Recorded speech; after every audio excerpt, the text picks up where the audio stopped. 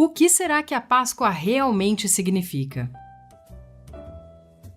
A Páscoa é uma celebração judaica instituída por Moisés, seguindo uma ordem específica do próprio Deus. O significado da Páscoa para os cristãos está diretamente relacionado à morte e ressurreição de Cristo.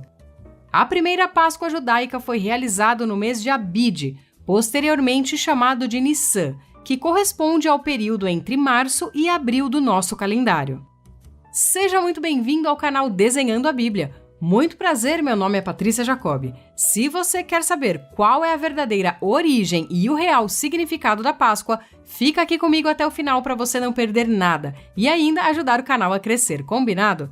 E aproveita para clicar em inscrever-se caso você ainda não seja inscrito aqui no canal. Inscreva-se também no Desenhando a Bíblia Kids e me segue lá nas outras redes sociais. Esse estudo aqui é do Daniel Conejeiro, do site Estilo Adoração, e os créditos vão para ele.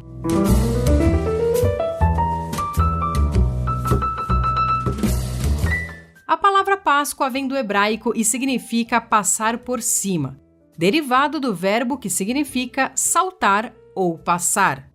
Esse significado faz referência à ocasião em que Deus enviou a 10ª praga sobre o Egito.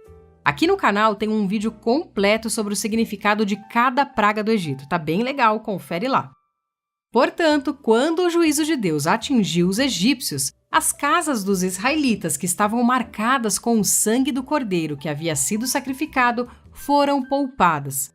Desse modo, o significado passar por cima transmite o sentido de poupar, ou seja, passar por cima por misericórdia. O juízo de Deus passou por cima dos israelitas que obedeceram. Mas para entender melhor tudo isso, vamos voltar um pouquinho na história. Cerca de 500 anos antes da instituição da Páscoa, Deus falou com Abraão acerca do futuro da sua descendência, o povo de Israel. O Senhor o avisou de que os israelitas seriam peregrinos em terra alheia. Eles seriam reduzidos à escravidão e oprimidos por 400 anos. Porém, Deus também prometeu que julgaria a nação que dominaria o seu povo, libertando-o da opressão. Mais tarde, José, bisneto de Abraão, que tem vídeo sobre ele aqui no canal também, foi traído por seus irmãos e vendido como escravo, e acabou parando lá no Egito. Depois de enfrentar muitas dificuldades, segundo o plano soberano de Deus, José se tornou o governador do Egito, ao liderar as ações que garantiram que a nação tivesse mantimento numa época de terrível escassez. A crise levou a casa de Jacó até o Egito em busca de alimento. Então, eles descobriram que José havia sido exaltado por Deus naquela terra e que ali a descendência de Abraão sobreviveria. Durante algum tempo, os israelitas viveram com dignidade no Egito. Mas José e toda aquela geração morreram, e chegou o tempo em que se levantou um faraó que não conhecia José e escravizou o povo de Israel. Depois de 400 anos que os israelitas estavam no Egito, Deus levantou Moisés como libertador do seu povo. Aqui no canal também tem vídeo sobre a vida de Moisés. Esse processo envolveu as 10 pragas que o Senhor enviou ao Egito. Foi a última praga que consistiu na morte dos primogênitos dos egípcios. Quando Deus anunciou a 10ª praga, ele também deu instruções a Moisés de como os israelitas deveriam proceder. O Senhor ordenou que eles sacrificassem um cordeiro ou cabrito macho sem defeito no 14º dia do mês de Abide, e passasse o sangue do cordeiro nos umbrais e no alto dos batentes das portas de suas casas. Eles deveriam comer a carne do cordeiro assada no fogo, acompanhada de pães asmos e ervas amargas. Aqui nós podemos fazer as seguintes observações. Os pães asmos eram pães sem levedura, ou seja, sem fermento. Os pães asmos deveriam ser comidos como lembrança da pressa durante o êxodo. As ervas amargas estavam diretamente associadas ao sofrimento e aflição dos tempos de escravidão.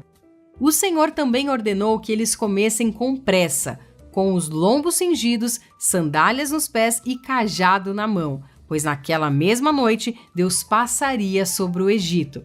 Quando o juízo de Deus atingiu a nação, morreram todos os primogênitos, desde os homens até os animais. Isso também significou a completa derrota dos deuses do Egito.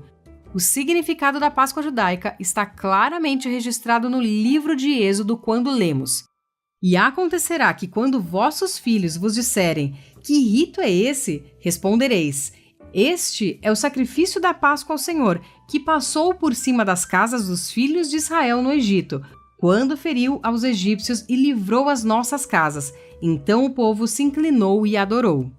Agora vejamos aqui a Páscoa na época de Jesus.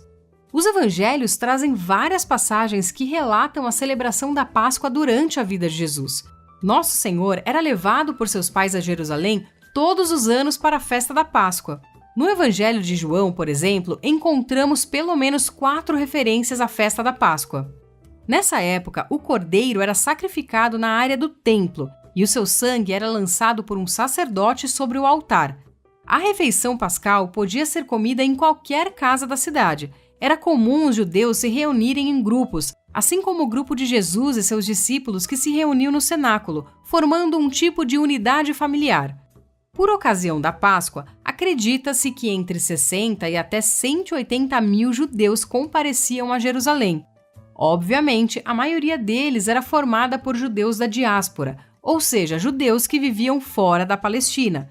Os gentios não podiam participar da Páscoa, porém os prosélitos que aceitassem satisfazer as condições exigidas para tal celebração podiam participar dela. Depois da queda de Jerusalém e da consequente destruição do templo em 70 d.C., a Páscoa judaica passou a ser uma celebração íntima e familiar, mais próxima do que foi no Egito, já que não era mais possível realizar todo o ritual feito no templo. Então, qual é o significado da Páscoa para os cristãos? O profeta Isaías profetizou acerca do Messias, dizendo que, como um cordeiro, ele foi levado ao matadouro. João Batista, falando acerca de Jesus, fez a importante declaração: "Eis o Cordeiro de Deus que tira o pecado do mundo." Jesus foi traído, preso e crucificado durante a festa da Páscoa em Jerusalém. Na noite anterior, Jesus e seus discípulos comeram o Cordeiro Pascal em Jerusalém. Aquela foi a última ceia pascal, ou seja, a última vez que a instrução dada ainda no Egito deveria ser observada. Após aquele momento, ninguém mais deveria sacrificar um cordeiro, assá-lo e comê-lo com ervas amargas e pães asmos. O Cordeiro de Deus seria sacrificado num sacrifício perfeito e definitivo, sem a necessidade de qualquer complemento. Ao invés da carne de cordeiro assada, das ervas amargas e dos pães asmos, nosso Senhor instituiu o pão e o vinho em memória dele. Ao comermos o pão, nos lembramos do seu corpo partido, e quando tomamos o cálice, nos lembramos do seu sangue derramado. A última Páscoa deu lugar à primeira ceia do Senhor, ou seja, a Páscoa passou a ser a Santa Ceia. E é dessa maneira que comemoramos a Páscoa nos dias de hoje, na Ceia do Senhor. Também é interessante notarmos que a Páscoa judaica apontava para o futuro, para a frente, e era o símbolo do que haveria de vir na morte e ressurreição de Cristo. Já a Santa Ceia aponta para o passado, para trás, como símbolo da promessa que se cumpriu. O Messias prometido veio para nos libertar, mas celebramos a ceia até que ele venha, na esperança do seu retorno para nos buscar, e assim viveremos eternamente com ele. Aleluia! Se você acredita nesse projeto e deseja contribuir com o canal, tem o Pix na descrição desse vídeo. Se você precisa de uma locução ou de um vídeo institucional, comercial ou didático, entre em contato comigo através do e-mail desenhandoabibliabr@gmail.com. Deus abençoe a sua vida e até a próxima!